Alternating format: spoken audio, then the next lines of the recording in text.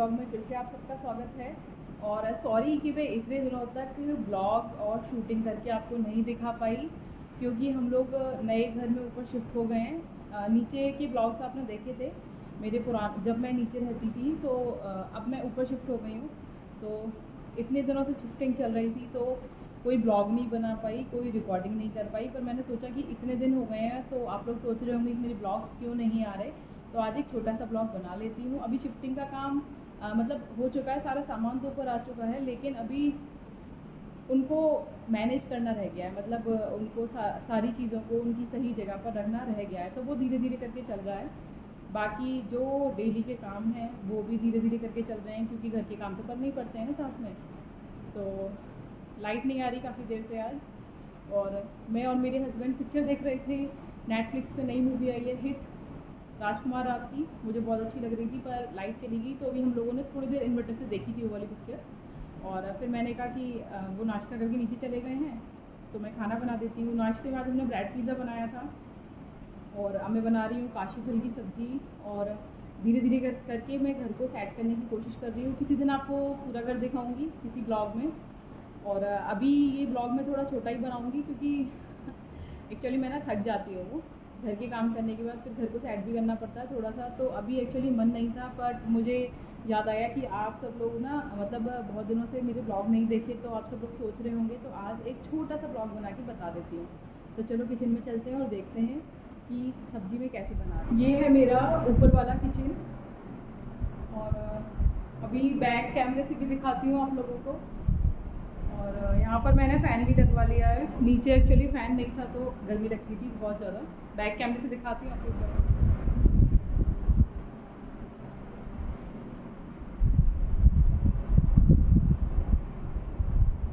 मैं नीचे भी फ़िल्टर का पानी इकट्ठा करती थी बाल्टी में, और ऊपर भी मैं यहाँ पर फ़िल्टर का पानी बाल्टी में इकट्ठा करती हूँ। ये है वो बाल्टी। नीचे भी मैंने आपको एक वीडियो में, एक ब्लॉग में दिखाया था कि आरओ का पानी ऐसे वेस्ट नहीं करना चाहिए, फेंकना नहीं चाहिए। और अब मैं बना रही हूँ काशी फल की सब्ज़ी। मेरी फेवरेट सब्ज़ी है ये। और इस वाले तवे पे मैं हींग जीरा भून रही थी, और फिर इसको मिक्सी में पीस करके ये रायते में डालने के काम आएगा। और मैं इधर ये रायता बना रही थी, और आटा मल लूँगी थोड़ी ही देर में। तो नई किचन कैसी लगी आप लोग कमेंट करके बताना ज़रूर।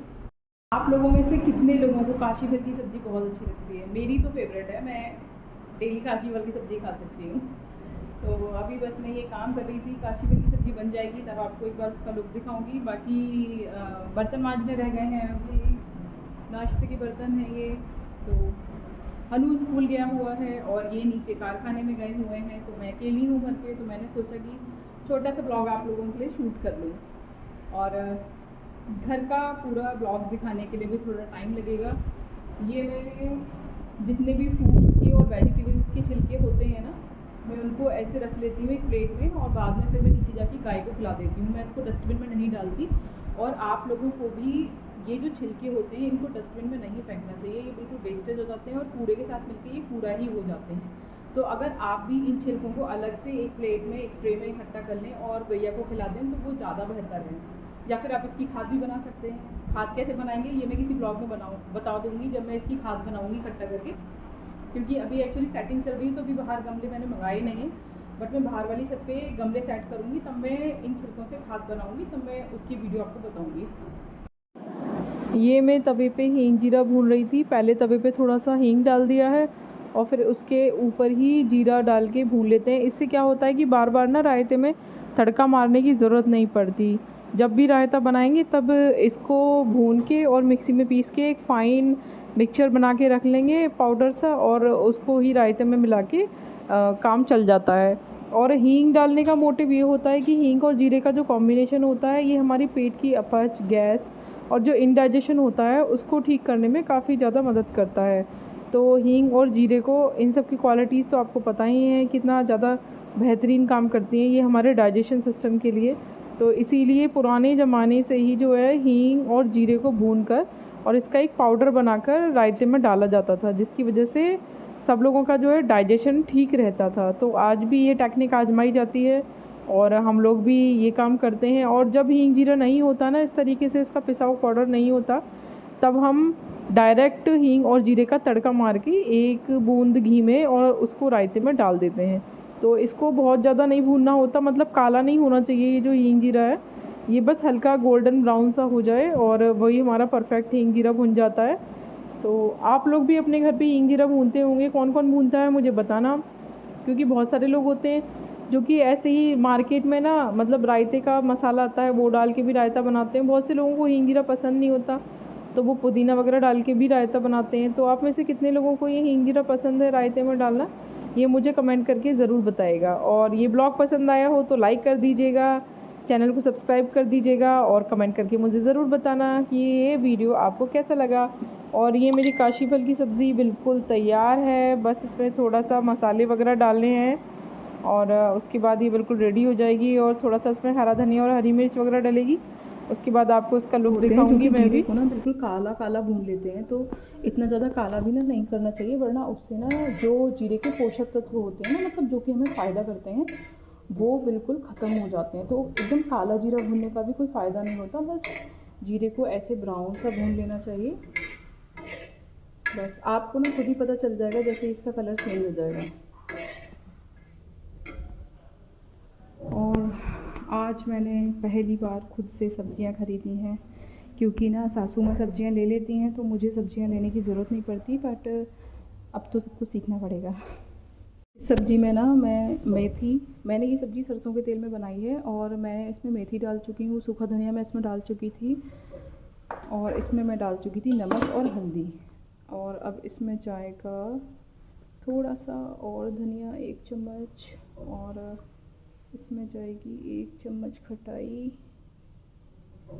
और बस अब इसमें मैं हरी मिर्च और हरा धनिया डाल दूँगी। मैं लाल मिर्च ना अवॉइड करती हूँ, लाल मिर्च खाने से ना हमें बहुत ज़्यादा नुकसान होते हैं, तो मैं लाल मिर्च नहीं खाती। मैं बस हरी मिर्च और हरा धनिया ही इसमें अब और ऐड करूँगी और ये सब्ज़ी बिल्कुल रेडी है। फाइनल लुक दिखाती हूँ इसका आपको। तो ये मैंने इसमें हरी मिर्च और हरा धनिया भी काट दिया है और ये है सब्ज़ी का फाइनल लुक। अब मैं इसको ऐसे ही रख दूँगी और ये इसमें गर्म भी रहेगी। जब हनु आएगा और जब भी खाना खाएंगे तब तक इसमें ही ऐसे ही गर्म बनी रहेगी। ये मैं बना रही हूँ रायता, और दही में मैंने थोड़ा सा डाला है पुदीना और मैं थोड़ा सा डाल रही हूँ उसमें सेंधा नमक। हम लोग ना सेंधा नमक ही यूज़ करते हैं। मैंने आपको एक ब्लॉग में और बताया था ना कि सेंधा नमक और काला नमक ही यूज़ करना चाहिए, तो वही सेंधा नमक और काला नमक ही यूज़ करते हैं हम लोग। सादा समुद्री नमक यूज़ नहीं करते खाने में, वो काफ़ी ज़्यादा नुकसान करता है। और अभी ये जीरा क्योंकि पाउडर इसका पीस के तैयार नहीं हुआ है, इसीलिए ये मैं अभी बाद में डालूँगी जब लाइट आ जाएगी पीस कर। और मैं आपको दिखाती हूँ, मैं ना नई रई लाई थी, कहाँ रख दी, ये रही देखो। पहले जो रई चलती थी ना, अब ये नई तरीके की रई आ गई है और ये ऐसे चलती है ऐसे।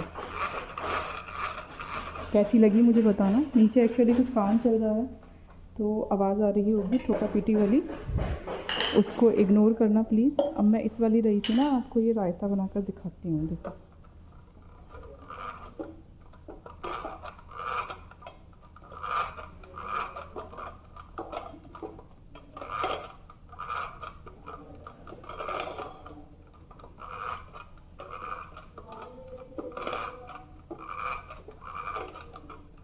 इससे बहुत ही अच्छे से ब्लेंड हो जाता है, बस आपके हाथ में ताकत होनी चाहिए।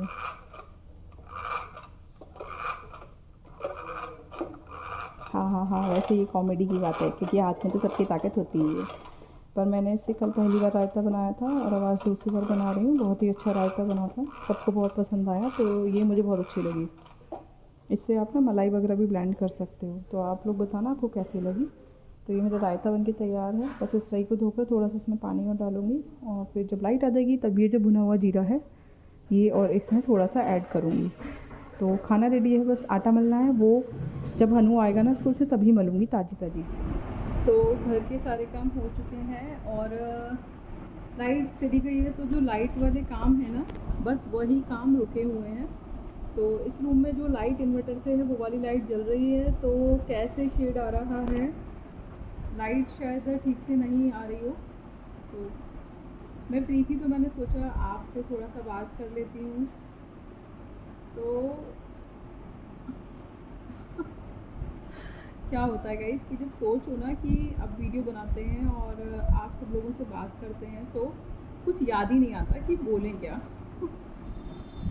बट मैं बहुत ज़्यादा रिलैक्स होकर लेटी हुई थी और पहला ब्लॉग नए घर का, नई किचन दिखाई आपको, कैसी लगी बताना। और ये जो बेड है ना हमारा, ये पुराना ही बेड है। मैंने आपको बताया था कि जो हमारा पुराना वाला बेड था उसके जो दीवान थे उसमें दीमक लग गई थी, तो वो हमने हटा दी। उसकी जगह पर नए दीवान बने थे और उसमें ये जो हमारे पुराने बेड का सिराना था ये हमने फिक्स करा दिया। तो ये इसकी पॉलिश वगैरह भी करा ली थी, तो बिल्कुल नए जैसा ही हो गया है। और नए घर में सब कुछ नया नया लग रहा है, नई वाली फीलिंग आ रही है। ऐसा लग रहा है जैसे एक नई लाइफ फिर से शुरू की है मैंने। और आप सब लोग बस ऐसे ही मुझे दुआएं और ब्लेसिंग्स देते रहें ताकि मैं जीवन में आगे बढ़ती रहूं, तरक्की करती रहूं और आप सब लोगों का प्यार मुझे ऐसे ही मिलता रहे। और मैं सोच रही हूँ आज की वीडियो इतनी काफ़ी रहेगी, छोटा ही ब्लॉग बनाती हूँ वरना आप लोग बोर हो जाएंगे। अगर लंबे लंबे ब्लॉग देखना चाहते हो तो मुझे कमेंट करके बताना और मुझे सब्सक्राइब करना मत भूलना।